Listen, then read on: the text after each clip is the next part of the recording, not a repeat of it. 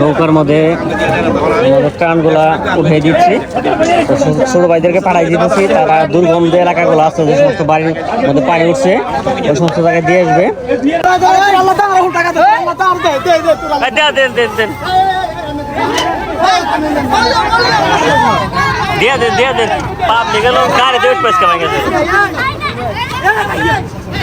হে guys, আসসালামু আলাইকুম, welcome to my another video. আশা করি সবাই ভালো আছেন। আজকে আমরা সবাই দক্ষিণ আফ্রিকা প্রবাসী মানব কল্যাণ ট্রাস্টের পক্ষ থেকে ত্রাণ নিয়ে নোয়াখালীর উদ্দেশ্যে যাচ্ছি। সবাই আমাদের জন্য দোয়া করবে, বন্যায় ক্ষতিগ্রস্ত মানুষদের মাঝে বিলিয়ে দেওয়ার জন্য।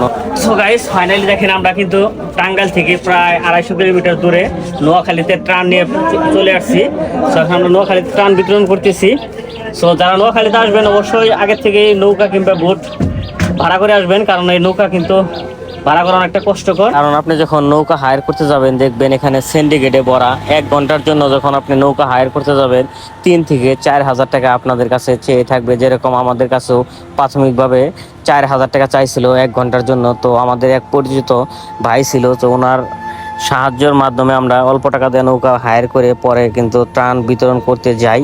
সো নৌকা দিয়ে ত্রাণ বিতরণ করতে আমরা যে গ্রাম অঞ্চলগুলো আছে, যে সমস্ত গ্রাম অঞ্চলগুলো লোকজন আসতে পারে না, তাদেরকে ত্রাণ দিতে গিয়েছিলাম। সো আমরা ত্রাণ দেওয়ার জন্য যখন যাই যখন আবার ফেরত আসতে লই, তখন দেখি রাস্তায় আমাদের গাড়ি দেখে মানে উৎসুক যে এলাকাবাসী আছে তারা ত্রাণ নেওয়ার জন্য আমাদের গাড়ির কাছে এসে, আপনারা স্ক্রিনে দেখতে পারতেছেন কিরকম ভিড় করে আছে।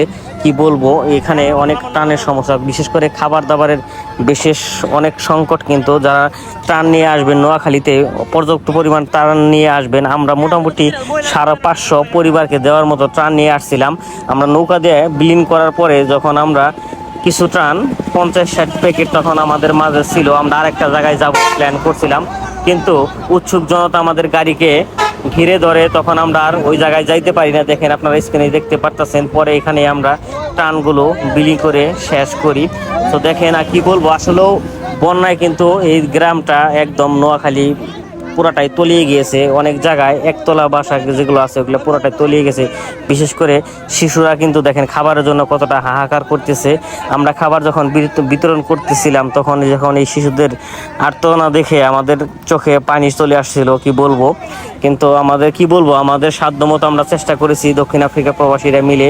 বিশেষ করে জাহাঙ্গীর মোল্লা ভাইকে অনেক ধন্যবাদ, আর চৌধুরী বড় ভাই জসিম ভাইকে অনেক ধন্যবাদ। কারণ জসিম ভাই, জাহাঙ্গীর মোল্লা ভাই, বারেকদুল্লা ভাই এবং কি জাহিদুল্লাহ, আমরা প্লাস যারা সবাই আছি সাউথ আফ্রিকাতে, আমাদের ফ্যামিলি থেকে আমরা সবাই চেষ্টা করছি ত্রাণ নিয়ে আসার জন্য। সো সবাই ভালো থাকবেন, সবাইকে অসংখ্য ধন্যবাদ। থ্যাংক ইউ সো মাচ ভিডিওটা দেখার জন্য। ভিডিওটা যদি ভালো লাগে অবশ্যই ভিডিওটা শেয়ার দিয়ে সবাইকে দেখার সুযোগ করে দেবেন।